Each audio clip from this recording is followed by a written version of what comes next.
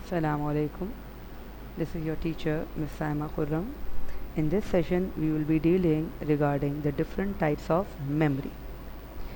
So, we are right now going to first read about the primary or the internal memory, or the main memory also sometimes called. So the main memory or the primary memory of computer is divided into two branches, that is RAM and ROM. Now, RAM, as the name suggests, is random access memory. RAM is further divided into two types, which is SRAM and DRAM. Let us discuss a little regarding RAM. Now, as the name says, random access memory. Anyone can access this memory. Anyone can write anything in this memory.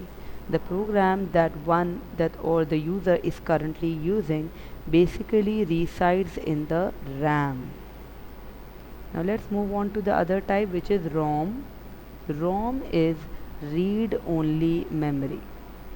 Now, as the name suggests, we can only read from it. You cannot write in it. You cannot make any changes in the ROM. ROM is also further categorized into these types as PROM, EPROM and EEPROM. Okay, so when we are talking about RAM, we can write, when we are talking about RAM,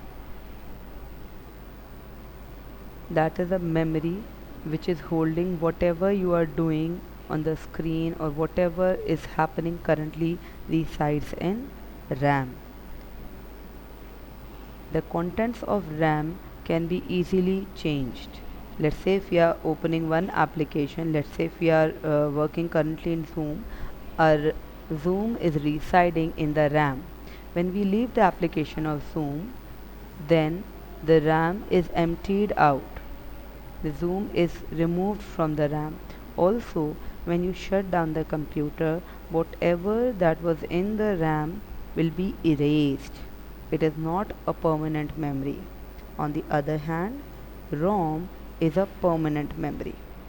There are programs that are being embedded in ROM by the manufacturer which cannot be changed by us. We can only see those programs, but we cannot make any changes into it. Okay, now over here let's talk about the memory on a broader aspect. In this we are going to talk about the internal as well as the external memory. Now the internal memory are given various names. Internal memory is also called primary memory. It is also called main memory, whereas external memory is also called as secondary memory. Now in internal memory we have the two types as I've already discussed. One is RAM and the other is ROM. Now when we come on to the secondary storage memory device or secondary memory, we have many different types. We have the sequential storage. Now sequential means that goes with a sequence. For example, in the older times we used to have magnetic tapes, the video cassettes or the audio cassettes. On the magnetic tape we had, we already know it was a hassle to work with those. Sometimes the tape used to get caught in the player and the whole data gets destroyed.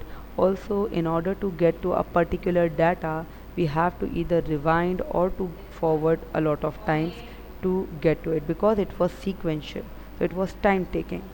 Nowadays this is extant.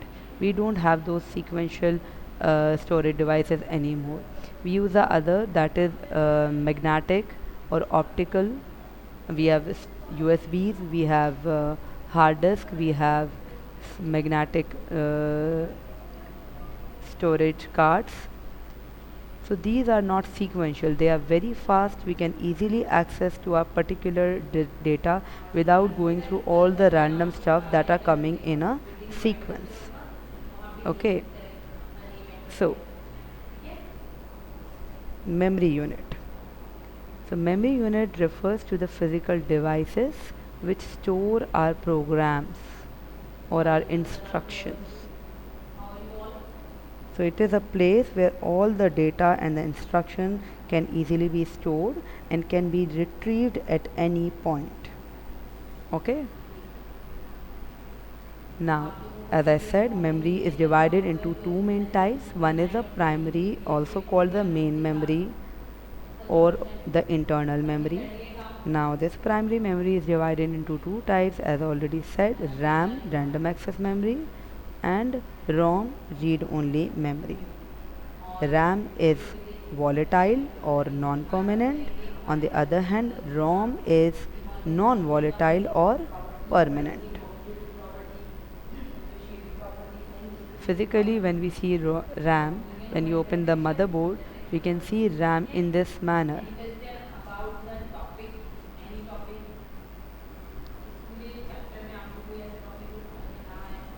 And ROM are in this form.